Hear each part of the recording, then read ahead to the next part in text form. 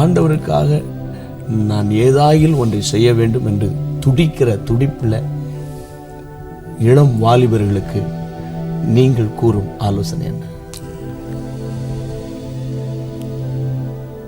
வேதத்தை நன்றாக படிக்க வேண்டும். கருத்தாய் இதுவரை படித்திராதது போலவே ஒவ்வொரு நாளும் படிக்க வேண்டும். அதில் தேவனுடைய மனிதர்களாகிய சாமுவேல், மோசே, எலியா, எலிசா, எப்தா, பாராக், சிம்சோன், இந்த பராக்கிரமசாலிகளை கொண்டு தேவன் எப்படி கிரியை செய்தார்,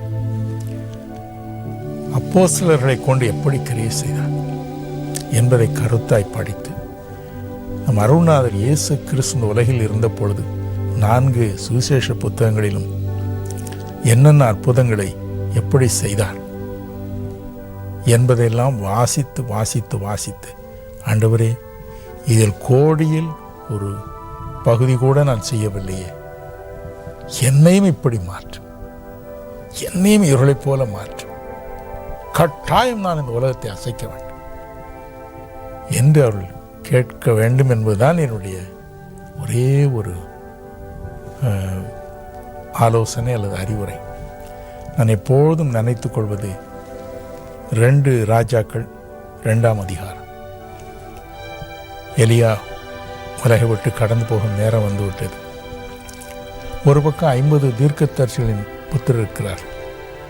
அவர்கள் சொல்கிறார்கள், இன்றைக்கு எலியாவை தேவன் எடுத்துக்கொள்ளப் போகிறார், தெளிவான வெளிப்படுத்தல்.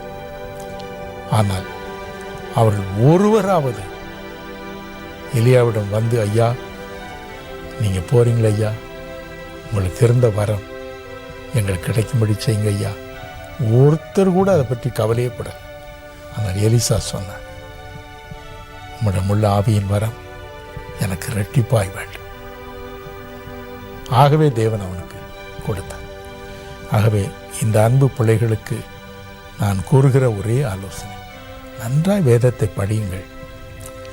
அந்த வேத புத்தகத்தில் தேவனால் பயன்படுத்த மக்களுடைய வாழ்க்கை எப்படி இருந்தது என்பதை நன்றாய் கவனித்து பாருங்கள். தேவனே, என்னையும் அப்படி மாற்றும் என்று கண்ணீரோடு ஜெபம் பண்ணுங்கள். ஆண்டவர் உங்களை அவர்களை விட 2 மடங்கு ஆசீர்வதிப்பார், கிருபையினால் நிரப்புவார், வரங்களினால் வல்லமையினால் நிரப்புவார்.